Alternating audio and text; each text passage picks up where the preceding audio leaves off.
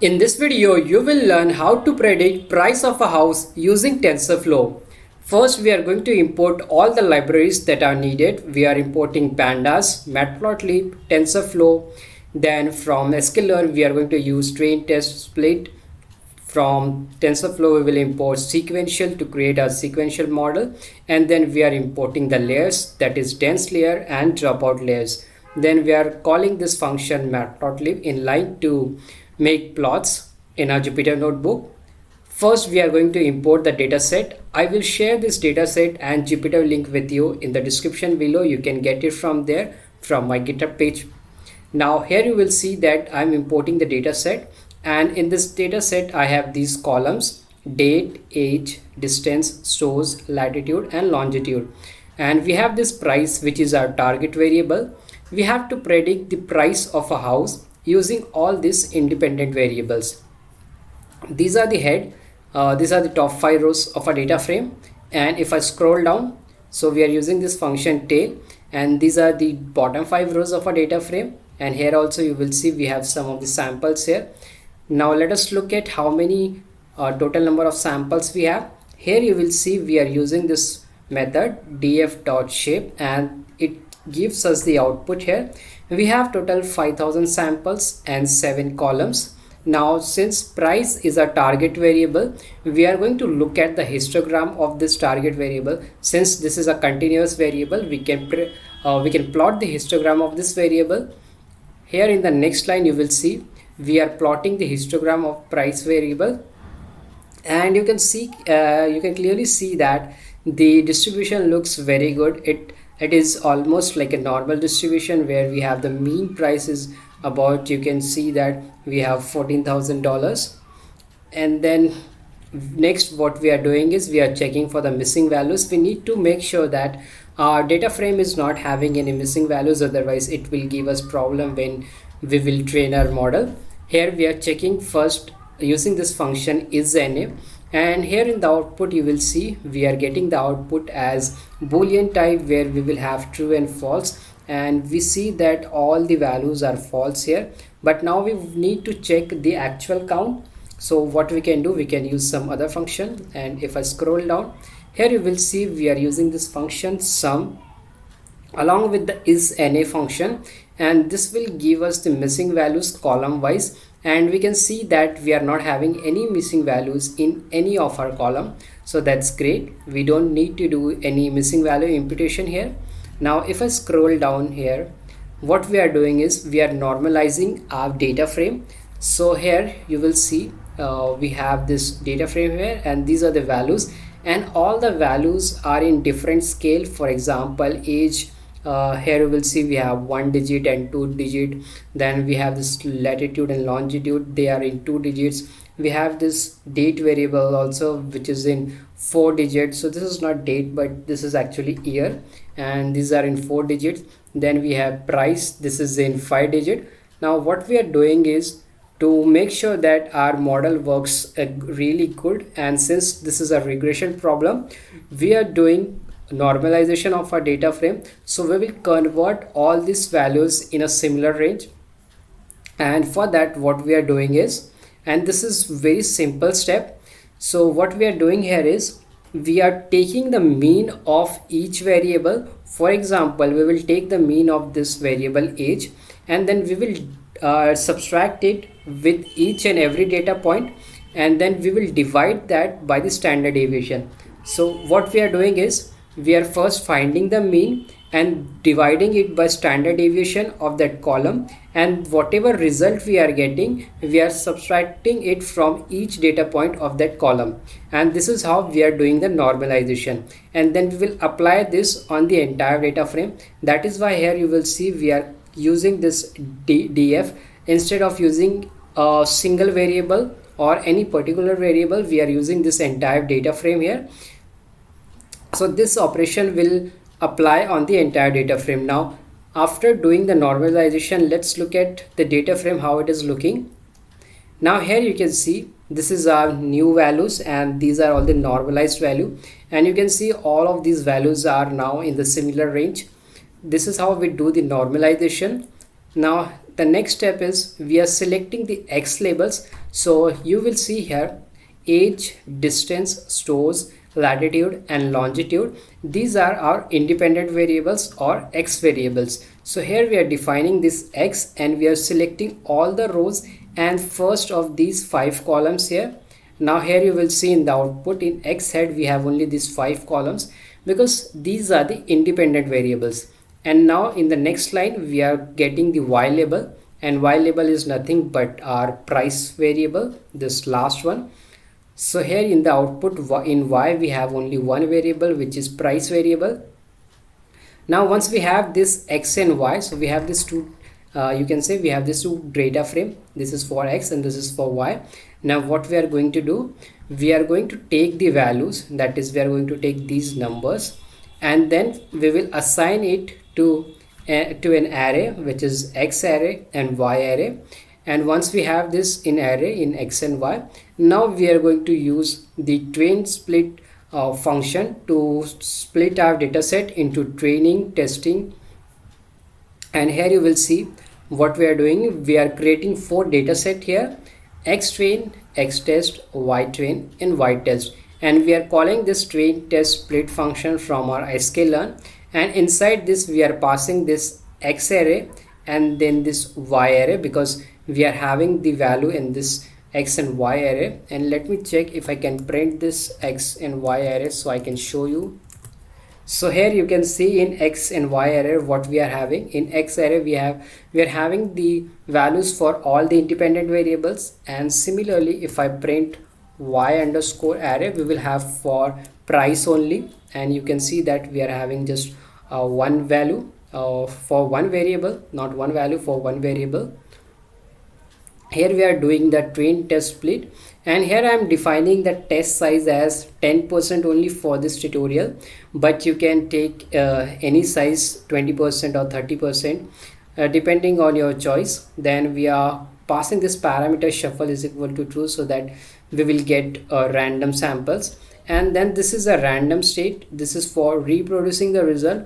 If you want your result to be same as mine, then you can also use this parameter random state, and you have to give the same number 1 to get the result same as mine. Otherwise you can put any random number here, that's completely okay. And once I have done this splitting of the data set, now here I'm checking the shape. So in X train we are having almost 4950 samples and then 5 columns. In Y train we have same numbers, and in X test, in Y test we have this 50 samples. Now the next step is to create a model, and to create a model, first what we are going to do is we are first defining a function, so that when we call that function we can easily create the model instead of going line by line. So first we are defining a function here. I'll explain you that. So we have this function here, and the function name is get model, and inside this what we are doing is we are creating one object model. Then we are calling the sequential class because this is a sequential model. Then this is our first layer, and we have 10 hidden layers here, and the input shape is 5 because we are having 5 independent variables, and I'll tell you. So here also you can see we are having 5 here. That is why here we are putting 5 input shape, because we are having 5 independent variables. And the activation function that we are using is value function. Now in the second layer, which is also a dense layer, we are having 20 neurons. The activation is value. In the third one we are having 5 neurons, and the activation is value. And this is the output layer, and here we don't have to give any activation because this is a regression problem, so we are not passing any activation function here. Then once we have defined this model, so till here we have defined the model. Now we need to compile the model also. Compilation means we have to define the loss and we have to define the optimizer. So we are calling this same model object here, and then we are calling the function compile, and inside this we are defining the loss function. So for regression we generally use MSE, which is mean square error, and the optimizer is add delta. So what this will do is this optimizer will try to minimize the loss as less as possible. And once we have defined this loss function and optimizer and also the model, then we will return this model object. Now once we have created this model, we can get the summary of the model. So first what we are doing is we are calling this get model function and saving the result in this object model now, and we are calling this function summary on this model to check the parameters of our model. And here you will see in the output we are getting the model parameters. So here we are having the layer, then we have output shape and the number of parameters. So here you can see first we are having this 10, then 20, then 5 and 1, and this is exactly as same what we have defined here, 10, 20, 5 and 1. So that is what we are getting here, 10, 20, 5 and 1. And for example, you must be thinking why we are getting 6 here or 105.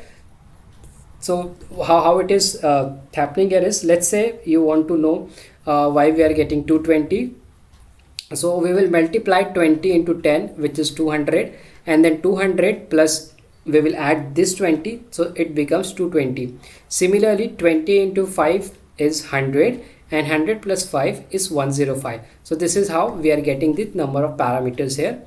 And once we have this summary, the next step is model training. So for that, what we are doing is we are calling this get model function, which we defined above, this one, and saving it in the object model. And now what we are doing is, before we train the model, we are making predictions on the X test, and we are saving that result on this in this variable preds on untrained. So we are making this prediction before training our model and saving in this untrained, because we are going to use this later to compare with the actual ones. And now we are fitting the model. Here we are doing the fitting of the model. So here we are just calling this model function and saving in this object model, and here we are calling that model and the method fit. Now whatever results we are going to get, we will save that result in this history object. So here we are calling the fit function, or we are training the model, and we are passing our data set, which is X train and Y train. And for validation data, we are passing X test and Y test, and the number of epochs that we are saying is 1000. So we are going to train this model 1000 times. And if I show you the results, the reason I did not run it in this video is because it will take some time. That is why I have already trained it. So now if I scroll down, you will see that we have trained this model 1000 times. So here you will see we are having 820, and then here you will see some 960, and then in the end you will see we have 1000 by 1000. So we have trained this model 1000 times, and here you will see what the losses we are getting is. So the training loss we are getting is 18%, and the validation loss is 17%. Now what we are going to do, we are going to plot this loss, and we will compare how this model is performing while training. So here we have to call this method plot underscore loss, and then we can pass this history object, and here you will see this is the history object that we have saved the model results in this history object. So we are calling this function plot underscore loss, and inside this we are passing the history object to print the training loss and the validation loss. And now here in the output you will see, as the initially the number of epochs were less, so there was a huge difference between the training loss and the validation loss. So here you will see training loss was below it was about 0.9, and the validation loss was around 0.65. But as the number of epochs increased, let's say you will see after 600 or after 800, now both the loss came very close to each other. So at this 1000 epoch we are getting almost similar loss, which is around 0.18 or 17. And here also you will see, so here you will see this is the 1000 time, this is the last epoch, and here the validation loss is 17 and the training loss is 18. And but if I go to the first one, the first epoch, let's see what was the difference. So here the difference is only 1%. But if I scroll up, and here you will see So we are getting here 94% training loss and the validation loss is 66. So we are almost having a difference of 28%. So at this first epoch, the difference was around 28% between training loss and the validation loss. But at the 1000 epoch, the difference is just 1%. You can see that 18% and 17%, and that is what you are seeing here also. Initially, the difference between the validation and the training loss is very, there is a huge gap between the training and the validation loss. But as the number of epochs started increasing, the gap started decreasing. So here you will see the gap is decreasing, and now it's almost very close. There is only a 1% of difference in the training and the validation loss. So if you increase the number of epochs, your training and the validation loss will come closer, so your model will not overfit. If you look at the model results here, so it is overfitting because you are getting a difference, you are getting a good difference in the loss for both training and validation, but here it is almost same. So here your model is good, but at this stage you can see that your model was overfitting. Now once you have that, we will make predictions using this trained model. So we are making the predictions on the X test and we are saving the results in preds on train. And then what we are doing is we are calling this function compare predictions, and then we are comparing the predictions, we are comparing the predicted value which earlier was untrained, the untrained predictions that we saw above. So here if I show you this one, so we are comparing these predictions with the new predictions that we did after training our model. So here you will see the untrained predictions which are in red color, and if you see that they are very far from the line of good fit. So this is our straight line, and if you see the red dots, they are so far away from this line.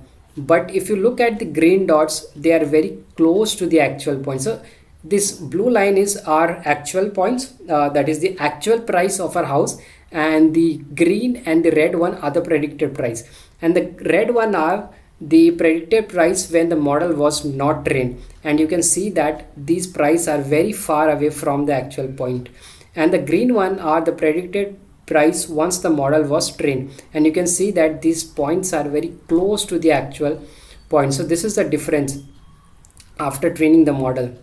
And then we have this one function convert label value. So you will see that here we have converted all our variables, or we have normalized all our variables. Now see that the price is we are seeing that the price is 0.35, but the actual price is if you look here, it is 13539. So now when you are making the predictions, so you want to get the actual price, you don't want to get the normalized price, which is this one. So for that, what we are doing is we are creating one new function. The function name is convert label actual, and so using this function we will convert this normalized value to the actual price. So what we are doing is, to do this we have a very simple step. We have to calculate the mean and standard deviation, then we have to take the predictions and multiply it with the standard deviation and the mean, and then we get the actual price. So let's say this one, not this one, this is longitude. So here this one, if I take this price here and if I paste it here,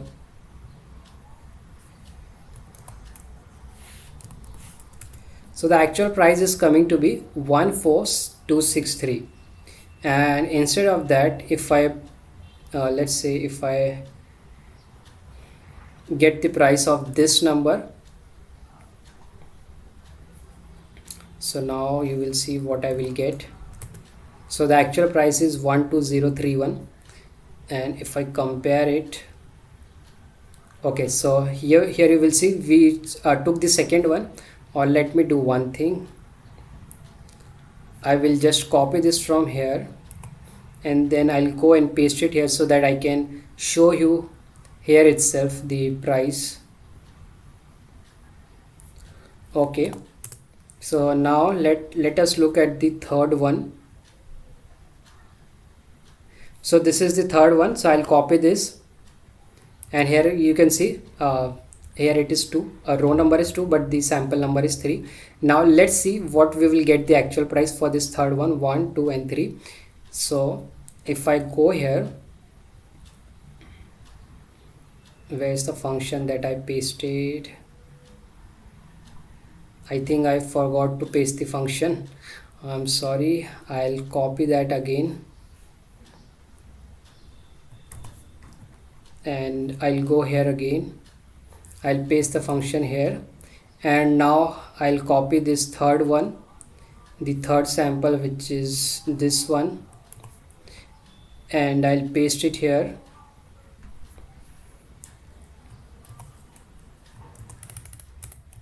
So the third one is 13560. We should get this number now if I execute the code.